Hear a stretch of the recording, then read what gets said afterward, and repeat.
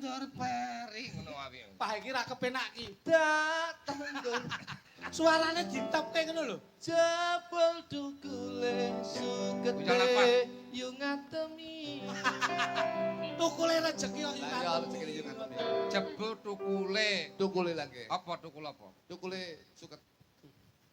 Yo ngatemi ngono. Lagi sukete yo ngatemi. Apa bener kuwi? Ora salah. Ki salah to, Pak. Oh, jeneng meneh ngrusak lho awakmu. Niki masalahe mboten ngerti tatanan lagu kok. Wong nggih lagu ku yo gawe tirakat. Oke. Ngono, wondene kados Pak Mujianto. Iya. Kalian Ibu niki nggih kersa gawene nggih gamel tirakat. Iya. Kula alhamdulillah dalu niki kula saged marak suwan ngriki. Bola plek, Pak. Sinten? Sing digawe. Lho, asmane Kakek. ora kokak kakek tok Lho lho. iki kanca mancing kok, Bos. Weh, Lho. sik. Loh. Kok nyolo wedi. Kok kowe kenal karo Pak Loh, Kakek? gaene lomba mancing kalih kula, Bos. Niki. Berarti kenal awakmu. Loh, mumpun ngeten lho, Bos. Berarti ra nampa bayaran ngono. Loh, ya jelas, aja to, Bos. Piye to sampean ki? Wong ki yen duwe ngilmu sregepa mulang, duwe tenaga kersa rewang, duwe duit gelem nyumbang. Ayo ngono. Nek duwemu ngilmu mulang, Los. duwemu tenaga rewang. Oke. Duwe duit nyumbang. Oke, Bos. Lah saiki kowe nek tenaga wis enek, Enek. ngilmu enek, Nek. duit enek sing mbok wehke apa? Loh, wis Lho. Ngilmu duwe, tenaga Ono. ana. Duit cukup. Iya. Lah terus bengi iki sing mbok paringke apa? wis tak enek kabeh, khusus kakek. Masya Allah, Bola mancing kok, Bro. tanpa pamrih, Iya no. tanpa tendensi. Tenan aku. Alhamdulillah. Sambung sambang sumbangi. Tuh. Nggih. Bola mancing kok, Bos. Lah kok mbok wehke kabeh sampean mantuk gak nyuwun apa? Ora njaluk apa-apa aku, wis to. Berarti lilo. Lila no. Ikhlas. Ikhlas dong wis lunas kok dinginane. Oh, iblis sih. Ditransfer. Ngomong nek lunase dek ingi kok iso Transfer. bangsane. Alhamdulillah ora kula gumun setahun jemblong serendeng. Gumune piye? Gumune piye? Hebat kan kakek ya tiba yo mayo sugih. Wah, Wayangan. Iki diarani kakek ki piyai sing ora sombong. Tenan, tenan. Sugih ora malih, Iya. penak ya ora ndangak, sugih bondo mboten kersa pamer dodo. Ora. Ngene lek mancinge gawe katok ndek kaos antok ora ketara. Terus Trimo sugih kaya ngene wayangan mek terus wayangan mek trimo ngresmekne tukule tewel iki hebat kakek ya. ukel tewel ndi? Ukel tewel matane. Kuwi iki trayo tandurane Pak Mujianto. Gak ngresmekne. Terus mekne putrane iki lho. Wah. Lah ketok apik tewelke dibrongsong. Engko rung mateng parani bakul didol ning gone pasar Samben Payu. Betul. Jajal kowe dibrongsong napa ya gelem kowe? Ayo tak omongi. Mangsane ra maido. Inilah hajatannya pernikahan. Pernikahan putrane Dua Bobo. anak dijadikan satu. Tenan. Ini menandakan tidak ada rasa ban cinde, ban Ya. ciladan. Berarti ngirit ya ya. Mboten lho, Bos. Loh, Jenengan lah, ngirit. anak loro dadi Nek ngirit siji. tuh mboten wayangan, Pak. Anak loro dadi siji. Lho niku jenenge ora beda-beda le, Bos. Adil. Adil iki ngoten niku. Kudune kan ping pindho. Loh. Jagani, Bos. Jagani piye? Jagani piye lek mumune kok. Jagani nek Mas kakek repot gitu. Nah. Sok ben ora iso nunggoni, ora iso ngancani. Kula Dadi didadekni dalu siji. niki dadekne siji, Bos. Ki sing diarani bapak sing bupak ki Iya niki kakek niki. Kakek sapa? Aja kok kakek to, kuwi sepuh kok kakek. Marai teng pemancingan kuwi kalih kula, "Kek teko." Yo, Jo, ngoten lho. Oh, ngono ya. Dadi Nama familiar. Nama familiare niku, Bos, teng pemancingan kalih kula. Kakek sinten, Mas? Kakek sinten? Kakek tua. Iya. Lah Yo, dolan. kakek Mujanto. Nggih. Hebat wis, jos lah. Aku lek nyopir mobil kowe ro. Pripun? Aku nang kiri to. Loh. Nggih. Lho, uwet iki lebih teraki dok. Loh. Ngene, mobil ku ya dok. Ndak apa-apa, ora apa-apa. Ya, Aja mlek kalih jenengan, kalih kula ndek wingi lho, mulih mancing keng ngene Putih BBI Blitar. Iya. Enten wit asem kalih kula, langsung bablas. Loh. Ning tengah dalan Tenggan dalan wit asem kene wit asem. Bablas langsung kakek. Pak Mujianto. Iya lho, Bos. Lho gak nabrak wit. Oh, ora lho, wit aseme sakmene sini ngene. Kowe engko tak tonyo tenan lho kowe engko. Wong Mas Gondro ki lek ngendikan Kowe ndek kepenak. kelebihan lek mancing tak ditani. Loh. Mancing umpan cemplung plek langsung dipangani, Pak. Dah, alah diatur Kowe ya. ra gumun ta kowe. Lombae mesti menang kok. Mesti menang. Mesti kowe. menang. Sik nek kanca mancing berarti cabeke iwak apa? Loh, aja mlek kok capek kakek lho. Nggih. Kantune. Goleki sapa sampean ki? Kakek. Kakek lenggah ning ngarepe lho. Endi jale? Heeh. Lho. Endi kok kae-kae kok mripatmu? Bos, Wah. Bas. ndek gawe to, Bos. Kowe ra celelekan lho lambemu. Kanca mancing ta lho. Lah kene ya mriyayi ngagem batik, ngagem sangka. Lek mancing iki biasane kaosan karo andek wis nyuwantek ngoten kok, Bos. Oh ngerang-ngeri iki jebule wis jan. Oh alah, Bos. Lho wonge blobot to. Blobot tenan lho. Nyatane ya mulya. Tenan lho. Wis jos lah, ora ngerti kok. Tanpa ngenyang lho nimbali sampean wae. Tenan lho. Pak, Kakek murah nyang, Bos. Pak Berarti- Mujianto. Berarti yo apal cabeke iwak. Lah, iya. alah.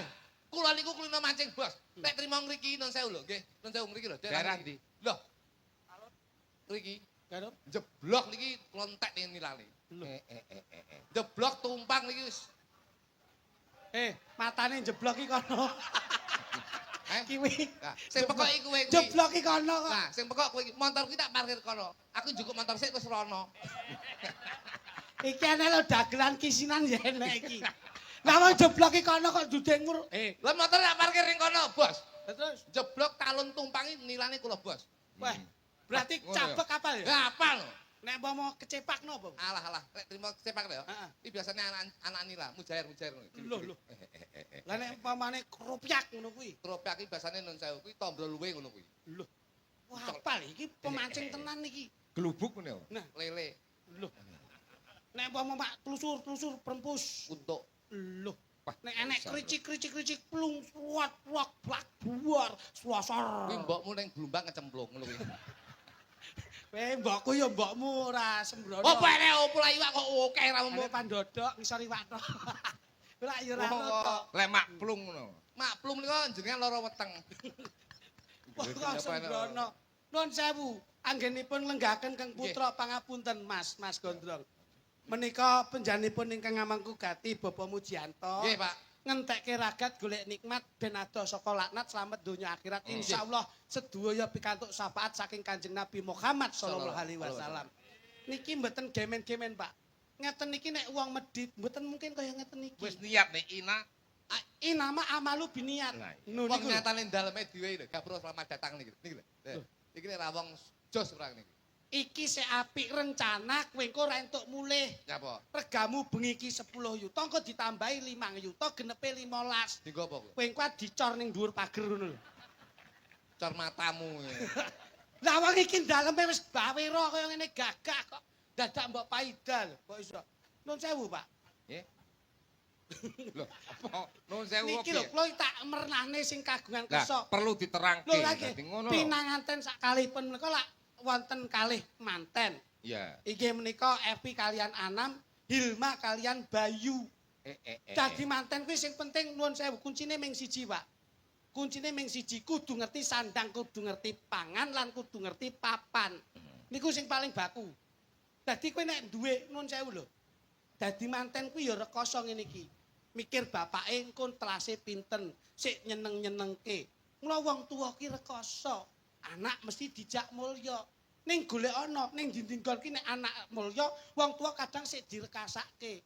Lah iki muga-muga manten loro ngertine rekosane wong tuwa, insyaallah anake mulya, wong tuane dijak mulya. Ngerti labi wong tuwa. Leres, Pak, niki lho. Dadi paling Ngene. tidak, lho, piye ta kowe iki? Nang ngene iki lho sing mbok omongne apa? Kok omong mek ngene tok terus mlaku rono lah ya terhina ta aku. Kowe panas lho lak iku. Lek ngomong sing jeluntrung iki Nah. wong pinter kabeh. Lah nggih to, Bos. Saya itu Lah, harus kula niku bisa menyelesaikan diri terhadap lingkungan. Berarti kudu ngerti karo ilmu Loh, kasukuan nggih, lho. durung. Ngeten. Pak Mujianto menika ndhawupne putra lan putrine kekalihipun. Evi, Mas Anam, Mbak Mas- Ilma, Bayu. Niki wis iso didelok antara siji lan sijine loro menika isin-isin ing donya, Pak.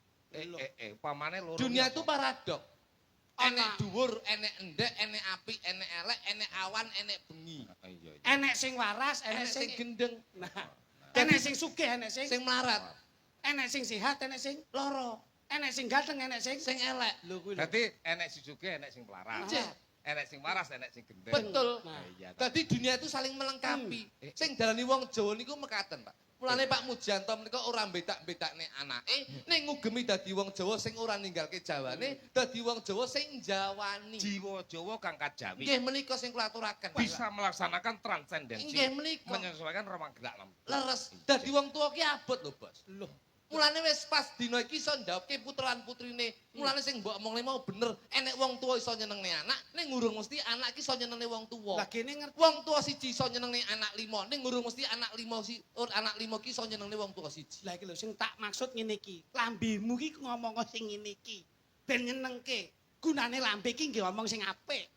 Ngene iki lah adimu melu seneng yen kakange iso omong apik. Aku ya melu marem. Nah, marem. Dadi kurang syukur omong. Lah gitu. Ning omong nganggo waton. Lah, Ngono. dadi samu barang menika lek wong Jawa iso njawani. Samu barang sing ana ning kene iki bisa dienggo patuladan, iso dienggo pitutur temanten kekarone.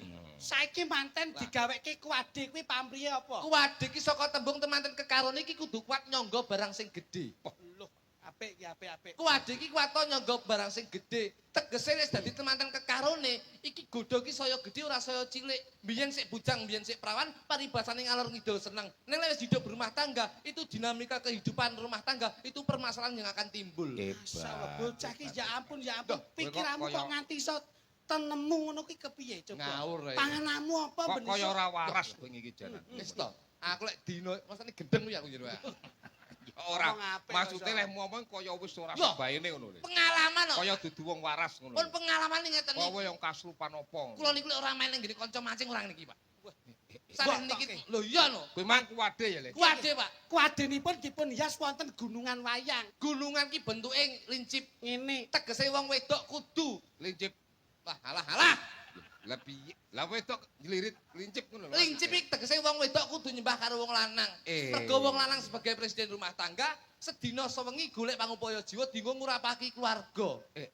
Lho, Kuwadenipun dipun hias maneka warna wonten kembang ingkang dipun wastani kembang napa kantil. kantil ki muga-muga temanten lanang kantil karo temanten putri, semenuga temanten putri yo kantil karo temanten lanang. Ora kandel karo wong liya ya, Le. Mboten lho, Bos. Mergo dadi temanten ki tidak menyatukan persamaan tapi menyatukan perbedaan. Wah, Kuwadenipun dipun pulas warna putih. Putih ki resik ki suci. Yen wis urip berumah tangga kuwi kudu mbok resiki samu barange. Masya Kemarin Allah. adalah kenangan, Dadi- sekarang adalah tumpuan dan besok adalah jawaban. ora leh nyeleweng ya, Le. Oh, tenan oleh lho, Bos. Lah nek wong nyeleweng piye, Le? Salah niku. Pama ning omah ki paribasan segotok. Kudu mangan segodhok kuwi. Ning jaba enek rawon. Aja sampe keguh utawa iri utawa pengen mangan rawon, tetep segodhok. Lho, mergo Neng- sego kuwi apik elek. Tek dhewe. Ning jaba enek pecel. Aja mangan pecel, Mergo tetep segodhok tek dhewe. eling-eling wae. Iya nek dhewe no, Bos. Ning jaba enek capce. Aja mangan capce, Cok. Weh. Tetep segodhok ning omahe dhewe. Ning jaba kok ketemu gule. Nah, kuwi lek dudu wedok ora apa-apa, dudu wedok ora apa-apa. Rada enak bule. Iki menclah-mencle. Kimplek-kimplek. Berarti seneng gule. Kimplek-kimplek nggih, ngoten. Apa sak bajute, Le? Wontenipun kuwade dipun warna sarwa putih lajeng panggihipun pinanganten kekalih dipun papak kalian kembar mayang. Kembar mayang ki lek wis urip bebarengan kekarone iki kamu bahagia. Ning aja lali kembar mayang ki madhep mantep manembah nindakake sembahyang. Loh, Wah, mergo awake dhewe iki urip ning alam donya ya mung budidaya ning sing kuwasa ya kuwi Gusti Allah Subhanahu wa taala kuwi sing Jadi- nentokno nasib awake dhewe. Kembar mayang, kembar sembahyang. Lho nggih no. lho. Madhep mantep manembah nindakake sembahyang. Kembar mayangipun kabentuk saking janur. Janur ki jaan ki pelaku nur ki cahya. Temanten kekaron iki oleh pepadanging jagat, pemanten kekaron oleh pepadanging donya. Heran, heran. Heran sampean. Pinter to kula sakniki. Kok iso janur kok iso. Janur mang apa? Janur menika menapa? Jaan. Nur ki cahya. Lho ngece sampean, ngece kula. Rene to wong guyu ki seneng kok iso. Guyu. Wontenipun janur dipun bentuk kadya kupat. Kupat ki ngaku lepat. Wong wedok kudu ngaku lepat, wong lanang ya kudu ngaku lepat. Dadi temanten kekaron iki aja rebut bener ning rebut salah. Berarti dadi roti. Roti ki rono rene kudu ngati-ngati. Lho, sembarang iso. Oh, Kacang. Kowe kok hae piye to? Apa, Le? Januripun kaya keris. Keris ki disengker ora iso diris-iris. Lho, wontenipun janur dibentuk kados lepet. Lepet ki silepen kanthi rapet. Apa sing dadi permasalahan dalam rumah tanggamu kuwi kudu mbok silep, mbok kudu musyawarah karo keluargamu. Terakhir wontenipun kupat lepet lan keris, januripun mesti dibentuk kaya manuk. Kuwi ndudune yen temanten lanang kuwi ndek manuk.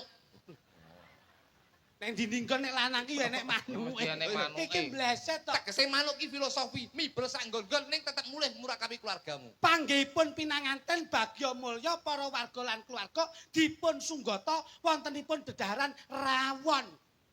Lah iki lho rawon. Rawon. Rawon ki rabya sepisan kanggo selawase. Wah, apik iki ya ya apik. Lek nganti ora sepisan dadi awon. Dadi awon. Wis, Won ki sok rah. Mas Gotong ngene. Sitok-sitok kene. Oh. Rawon. Kene. Ra ki rabi sepisan kanggo Bocah ora selawase. tak toto rane. Tik. Kene. Rawon. Rawon ki rabya pisan. Iya lho. Ya ya ya. Iki jenenge sego. Sego ki saka tembung se ki selakno saba kanggo dulur-dulurmu. Wong wedok ya kudu saba kanggo dulure wong lanang, sing lanang ya kudu saba kanggo dulure sing wedok. Apik lho ukarane. Iki enek iwak rawon. Kok. Wah, luwe ketok dalake gitu. Lah nduduhe karo tital-titil. Luwe ketok. Dalange rong anu rugi. Kok. Go. Ana capar. Cah, Sitok. Capar dicapare lho. go ki gotong royong. Sitok-sitok itu. Iya. Sitok-sitok. Ora sego to. Wis tak tok segone. Pon. Lah yo. Eneng capar. Capar ki Caki capailah cita-citamu setinggi Dudu langit. cakil. Dudu capar ki capailah Oh, cita-citamu. tak kira lek cakil. Untuk membina rumah tangga yang sakinah mawadah warohmah. Tak pikir capari cakil kesimpar-simpar. Ngengkel ya sampean. Enek sambel. Pare urung. Loh, Par dereng. Mosok catok. oh pare urung. Pare dereng. Pare piye? Par ki paringono. Tegese Oh. paringono ki donga. Muga-muga donga sing apik tamu sakmene mbane iki muga-muga diijabahi dening Gusti Allah Subhanahu wa taala. Ora et labora. Nah, bekerja sambil berdoa. Ngoten lho, Mas. Akeh liyane. Akeh liyane. Oh. Oh ya dadi kumplite ngono. Komplit ngoten niku. Ora diluk-diluk karo Ora. nital. Sambel. Eh? Sambel dul, mu tak tapuk lambemu. Sambel. Oh, dudulun. Loh, iki lho sambel iki lho piye? Sambele Sa. sithik men to sambel iki. Sak. Hei, sambel kuwi lho werdekno ben ki tutur-tutur. Sam ki sambung. Sambung silaturahmi ora oleh pedhot, Pak. Bel. Mbel. Mbel mliku Mbel. dledek. Bocah. Wah, tak tau aku mbelok ndledek iki lho. Mbel mliku humble. Humble ki apa ya? Belo. Ambel terbuka. Sambung terus belani. Humble ki rendah hati. Dadi menungso iki kudu rendah hati. Ngono lho, Pak. Sopo lho kowe? Kalau piringnya ambruk kalau Elisa iki kleru lho koyo. Elisa sing marai. Elisa, Pak. Humble ki rendah hati. Dadi menungso iki kudu rendah hati. Apik. Ngoten lho. Wontenipun capar, sambel, sego, lajeng Piring. Pir. Piring. Apa? Piring. Pi iki pinaringan berkah barokah saka pini sepuh sak menembane. Amin Ring. masyaallah. Ringan tangan. Dadi menungso iki kudu ringan tangan. Entengan. Oh, Ladene cepet. Nggih lho, Piring. piring. Sendok. Sendok. Sendok. Sendok wanget. Kudu cepet lho, pinter iki. Sendek. Cah iki yo sak nggon-nggon mikir. Sendok iki sendekno. Sendok sampean beda kanggo ku, Pak. Loh. Sendok ki sendel. Sing mbok senderi ora ana liya ya kuwi Gusti Allah lan wong tuamu. Lah ya kowe denggelmu kowe. Kowe emang tak warai ora gelem, kowe padha karo aku. Sampeyan sendek. Sendok iki sendekno karo dodok. Sama lek sendek lho. Ayo. Aku senderno. Weh. Beda. Ora padha ya, Le? Beda. Weh, iya. Ngengkel sampean iki. Gendapipun daran wonten napanipun, Pak? Daging. Daging. Nih, Daging lho. Iki lho daging. daging. Dah menika dari bawah sampai ke atas, beliau tidak melupakan perjuangannya. Alhamdulillah. Gas merah, jangan melupakan sejarah. Geng. Geng menika jogging. Olahraga. Olahraga. Penting. Dadi manten iki kudu sregep jogging. Lek wis olahraga, sehat, awake sehat dienggo ngupeni. Ora penak. Mosok teko dai terus teko geng jogging. Geng itu olahraga itu penting, Pak. Penting, Pak. Wo, dadi kena Loh, ya, Le. loh. Hidup dengan olahraga itu bermanfaat. Berarti geng jogging. Jogging lho, Bos. Wah, jane Wontenipun daging disusul duduh. Duduh ki lho, wong ya enek duduh kok iso. Duduh. Du ki saka tembung Dulu. Du. Kok nyedek tak du pandasmu. Iki mesti angel, Bos. Endemu blesek. Sendak-sendak pernah mikir gedeng aja lagi. Lho, Duduh. ngene lho. Duduh ta? Nggih. Duduh dulu. Nah. Dulu dudono. Nah. Oh, iki Dudono dulu. masa lalu. Lah. Dulu kenangan, sekarang tumpuan dan besok Lah. jawaban. Nah, Nah, ini. ngono ki lho. Ini. Duduhe ireng mergo enek kluwak. Keluak, kluki klungsa-klungsu melu udu. Iya bener. Loh, iya lho, Bos. Iya. Wong Jawa ngoten niku. Wak, Wak. Wak Wak iwak. iki aja seneng mangan biawak. lah, wak iwak dipancing. Wak ki senengane Pak. Wah, iki senengane kakek bendina mancing iwak lho. Ngono. Wis, bos. Ya senajan to ming wujude panganan to daharan. Wis pokoke Ning ndonga, ana Pak. gunane to, Mas. Nggih, wis sehat selalu pokoke. Asma Kinarya Japa samu Nggih. barang ra kena ditegesi Lah, to. Lek. leres, leres. Ya ngono kuwi. Nggih lho, bos.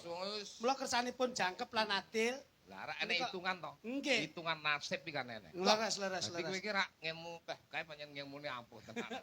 Apa? Sing diarani raja nggih niki. Kuwi hitungane nasib ya apik. Loh, kowe- Dadi manten atot iki carane piye? Lek? Sik, Mas. Hitungane kan enek to. Iki dinane apa ki? Dinane Dinane apa? Rebo apa niki? Di dinane iki anu. Dinane apa niki? Malam Kemis. Rebo apa? Sik, tak ndelok kene Wah, sik. kowe iki jangan kowe. Lek tekok iki sing jelas, nanti kene iki dukune malah bingung. Rebo Pon. Rebo ki pira? Pitu. Rebo kuwi 7. Pon Itu. 7 karo 14. 7. 14. Angkane 1 karo 4. jumlahe 5. nah iki lho. 5 ki saka tembung wis sah temanten kekarone 5 ki wis sing diarani 5 ki Pancasila. Wis sah kanggone agama lan nego. Masa hitungan dino dadine Pancasila. Kowe Jawa jare dukun mesle kowe iki. Masa siji arep papat dadine 5 Pancasila iki lho manten. Nasib. Loh, Kok mantene Pancasila? ora sah, ora disahne negara, Loh, ngalor iya, kidul digrebek Satpol PP bosok, Bos. Iki mboten Berarti ya bener ya. penting negara niku. Ya bener berarti Loh, Pancasila. Jenengan sing Loh. ora pengalaman. jenengan niku Salah. surat nikah iki penting lho, Bos. Terus hitungane piye, Mang? Hitungane 5. 1 karo 4 jumlahe 5. 5 ki jarwo 5 ki Tembung li karo Jawa. mo. Li ki lincah, mo ki modot. Oh. Dadi manten lanang Wong wedok kudu lincah ben wong lanang iso modot.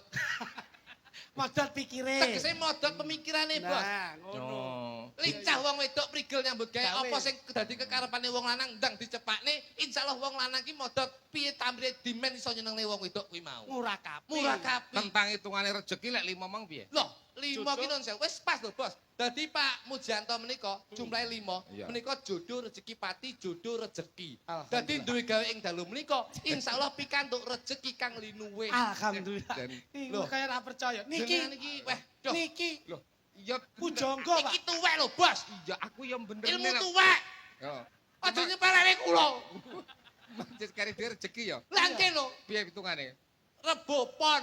Rebo ki 7, pon ki 7. Jumlahe 5. Jumlahe 14. So, Angkane hitungane. 1 karo 4 jumlahe 5. Heeh. Yen digoleki Jawane jodoh rezeki pati, jodoh rezeki. Wah, Dadi Pak tipe Mujanto rezeki lan ya, temanten kira. kekarone lan uga Jawa sedaya tamu ing dalu menika pinaringan rezeki kang berkah barokah. Amin. Lek cara Nanggap klitik-klitik, payang asmane Mas Sun. Masun. Sun ki dadi Sun ki dadi pakan bayi. Dadi tuh, kok sapa kan bayi lho.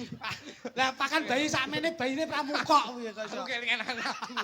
Sun ki nek tembunge aksara Jawa so karo no. Ana caraka data sa. 8, 8 karo no. Ana 2, loro. jumlahe 8 10. karo loro 10. jumlah angkane 1 karo 0. yen dijumlah 1. temune jodoh. Wah, apik.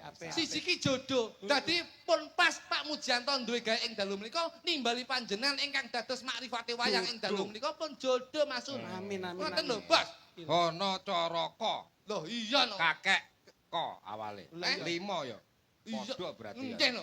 Kono sing oleh rezeki, jodhone rezekine akeh dienggo nimbali jenengan. Masun. Eh. Dagelane jo klitik. Jo kritiki jo kritiki kritik iki kok karo to. Ana caraka 5, ana caraka data 7. 5 karo 7 Jumlahe 12. 12 angkane 1 karo 3. loro. Ya, Kok men to iki ya. 12 1 karo loro. jumlah 3. Jumlahe 3 yen digoleki Jawane jodoh rezeki pati. Lihat tadi kowe. Tadi. Jakre ora enak. Penak kowe. Kono rezeki kene jodoh aku pati. Ramalan Jawa. Iya. Iki ramalan Jawa lho, Bos. Kuwi tenan apa itu? Loh, niki kula niku buka buku sesepuh kula lho, Bos. Dadi lek klitik mau Kok karo to. Rolas. Kok karo to, kok ki 5, to ki 7, jumlahe 12, sakone 1 karo 2, jumlahe 3. Heeh. Jodoh rezeki pati. Dadi kowe iki hati-hati lek yang menjabut gawe. Lah jenengmu ya padha karo aku Mas. Aku apa mau? Klutuke. Kluthuk ki kok karo to. Kok kuwi 5, to kuwi 7. Angkane jumlahe 12. 12 nek diitung 3. Telu ki Angkane 1 karo kuwi 2, Loro, jumlahe 3 telu. kuwi pati jodoh rezeki. oh, Dadi bener. pun pas. Dadi beda ya lek. Nggih lho, Bos. Dadi beda ya. Beda. Kira Dadi kok pun iya. Sik to, Pak. Masa sak dulur ora padha to? Pun pas Pak Mujanto kalih kula menika pun pikantuk rejeki. Ngoten. Rezekimu. Itu ngono nek, itu ngono nek. Padha-padha rolase. Klitik nggih, klitik. Klitik. Ana caraka 5. Lah iya to 5 to. Ana caraka data 7. Bah, iku 7 kali 5 12. Angkane 1 karo 2 yen diitung 3. 3 lah ya 3 to. Tibane yen tembung Jawa Jodoh jodoh rezeki pati kuwi kopokane jane iki. Iya ya Mas. Lah iya. Nek sampean, Aku ya padha to. Jajal. Putu ki karo to jumlahe 12, aku 1 karo 2 jumlahe 3. Pati jodoh rezeki. Ngono lho. Ora mbok rungokne iki mari aku ngomong iki. Lah kok patine didhisikke, Pak? Kuwi Iki jane ilmu piye Jawa. ta? Aku kok rada bingung rada. Ilmu Jawa lho. Kudune lak padha patine keri to. Nah, Kok iso mbok dhisikke iki sing lho? keri awakmu. Wah, ya ora iso. Oh ya bener nek sing keri aku. Ngeten, jodoh rezeki pati. Nah. Tembunge wong Jawa, jodoh rezeki pati. Golek jodoh wis temu, jodone barokah njur tampa rezeki. Terus? Rezeki kuwi manut saka Gusti patine keri. Ya mesti Berarti mati ngrasake iki keri, Le. jodoh, ngrasake rezeki, Wah. patine keri. Terus mati. Mati. Sampean piye mau? Oh, Pati, jodoh jodoh, rezeki. urung nampa jodoh, ra nampa rezeki wis mati sik. Makasih. Duk. Lho, Duk. Ya ta, Pak? Iki, bos, sik bos, dulu bos. Kowe ilmu Jawa ya, Mas. Anu sik bos dulu. Lho lah iya. Anu tipe. Aku jodoh wis entuk, rezeki entuk, jodoh. pati manut Gusti. Iya. Lah sampean kok pati jodoh rezeki. Kowe apa ora pengen ngrasake jodoh karo rezeki kok patine dhisik? Anu bos, anu tipe ramalanku mau kleru mau. Aku kleru. Tiba aku padha karo awakmu. Aku tiba ya jodoh rezeki mati. Wong eleh wedi ora. Kleru tiba aku mau Ngono kleru. kuwi Oh, dipas-pas. berarti wong loro padha. Sami. Padha nggih nggih. Oh, berarti kowe ngilmu Jawa kleru ya, Mas. Nggih klentu niku pas Ya, ramalan ngono. klentu Pak, niku klentu Pak. Ngono kuwi. Ngapunten. Nek Iya. sak sretok klentu niku wau. Anu, genduk Dinda. Oh, Dinda, apik nek iki. Iki cara kodame apa jajal Dinda iki? Ini di, Dok. Aduk, Dok. Oh, iki. Lah, coklat iki. Kene. Kowe diperiksa napa yang mripatmu? Kocok. Kok syuting Loh, apa iki, Mas? bangke niki kula judeng jejere ini lho, Pak. Deretane iki lho. Lah, iki anu, iki Seloyo iki adik. Seloyo Pak. Seloyo. Kowe iki lek ra kenal ki aja sok kenal. Iya. Di- Sik Dinda to, kok. iki ketakkan bagus. Nggih, Pak. Yo gede dhuwur. Nggih. Jane kenceng apa ora? Kan Kenceng apa ora, Cak? kenceng Pak. Omongnya Seloyo kowe mulah malih. Piye ta? Mau seloyo saiki wis kenceng ngono lho.